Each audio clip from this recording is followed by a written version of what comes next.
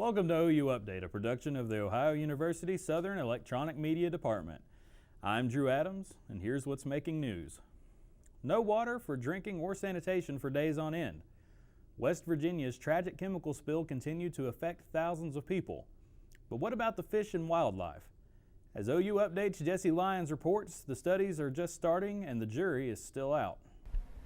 The toxic chemicals that leaked into the Elk River in early January led to incredible hardship and heroism.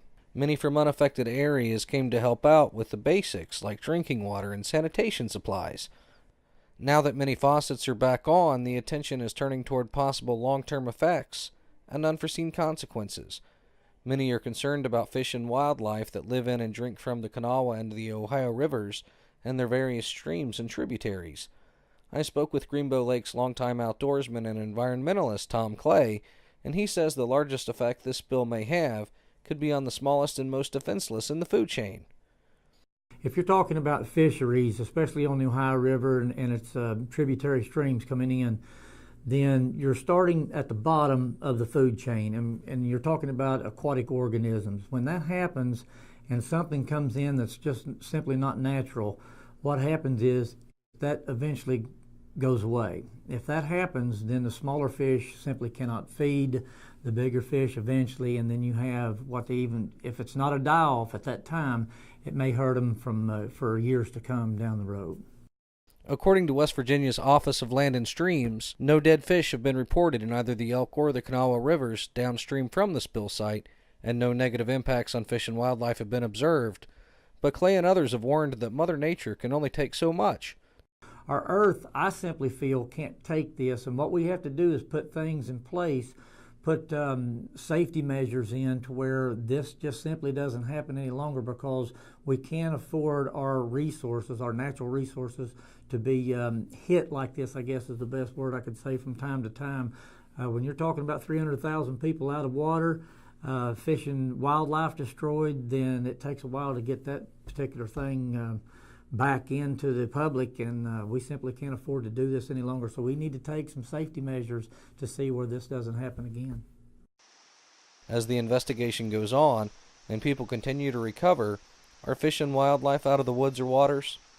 The jury is still out. I'm Jesse Lyons for OU Update.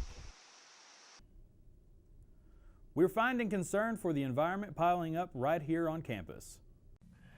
Piling up in the main courtyard here on the Ohio University Southern Campus, Recycle Mania 2014 capped off an 8-week awareness project by going trashy.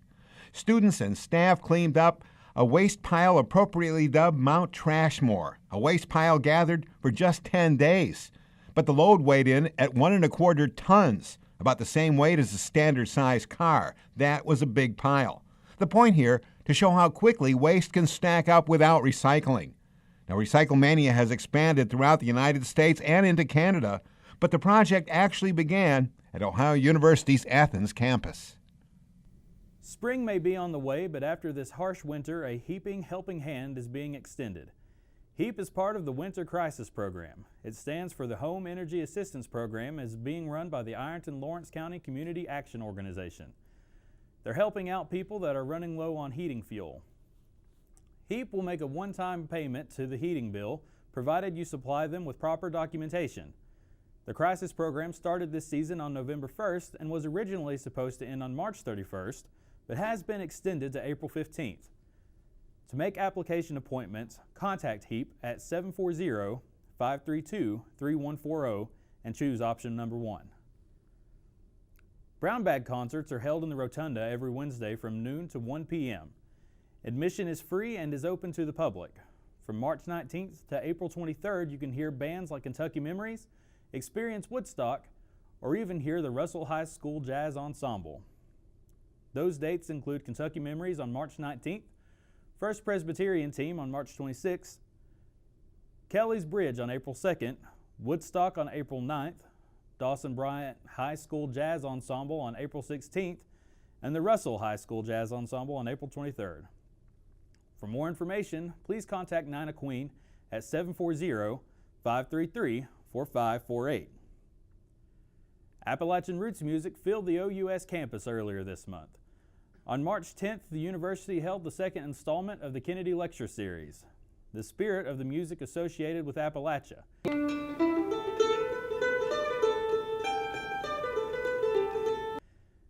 Dr. Jarrett and musician Phil Osborne investigated the roots of musical instruments indigenous to the Appalachian frontier. Phil performed songs that illustrated the importance of Appalachian influences to contemporary music. The final lecture in the series will be a recreation of Woodstock, beginning at 6 p.m. on April 9th.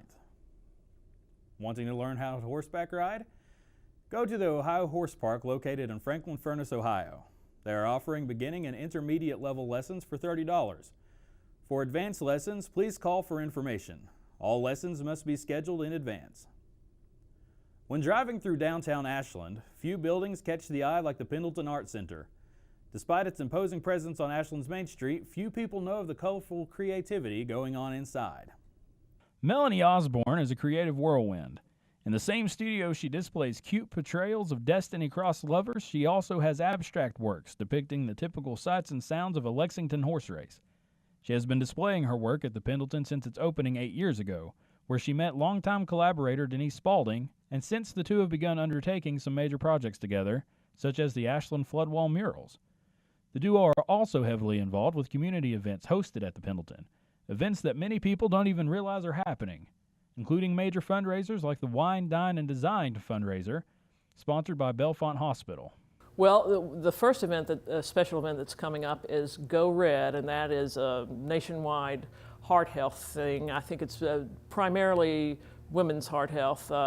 Bellefonte Hospital is doing an event here on the first Friday of February, and we're going to have a paint party and a wine tasting, dining experience all rolled into one. In addition to the dozens of artists on display at the center, it also hosts a small cafe run by Ashland native Andy Moore. Despite all of this on offer, and in a convenient location no less, the Pendleton doesn't see the kind of traffic that similar institutions do in other communities. So what can be done to increase the buzz around the Pendleton? Well, what I think would help quite a bit would be to educate the public more so that they understand how important art is, and for them to understand what kind of talent that we have here. We have an exceptional amount of talent here. Had a lot of artists that have been here and not been able to stay because it hasn't been supported like it should be. In increasing the amount of events hosted at the Pendleton, the artists on the inside hope their work can receive the same recognition as the building's dominating face on the outside.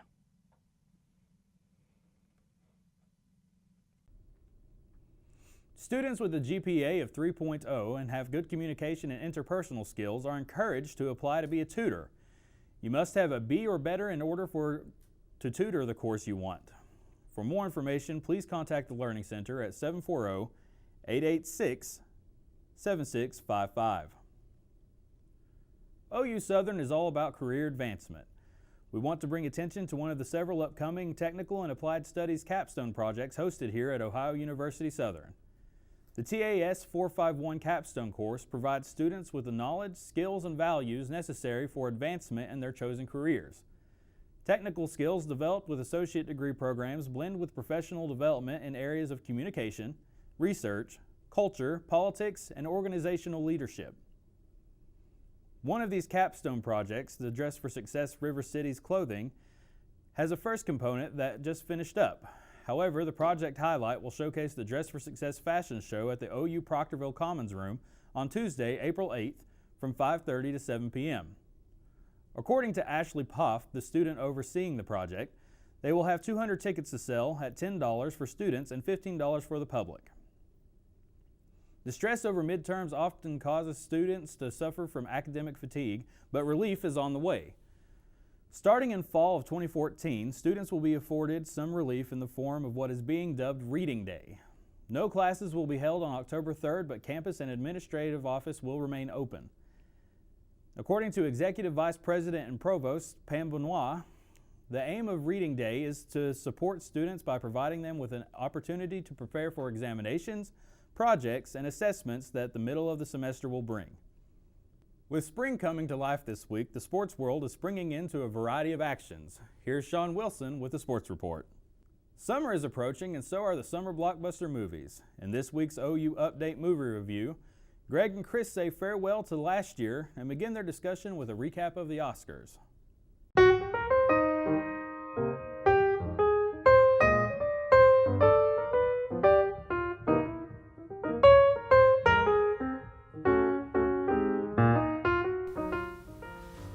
Hi, welcome to the Front Row. I'm Greg Stump. And I'm Chris Blevins. And the 2014 Oscars were a huge success for a couple movies, including 12 Years a Slave, which came out winning Best Picture. And Gravity with an Oscar sweep of 7 wins, including Best Director.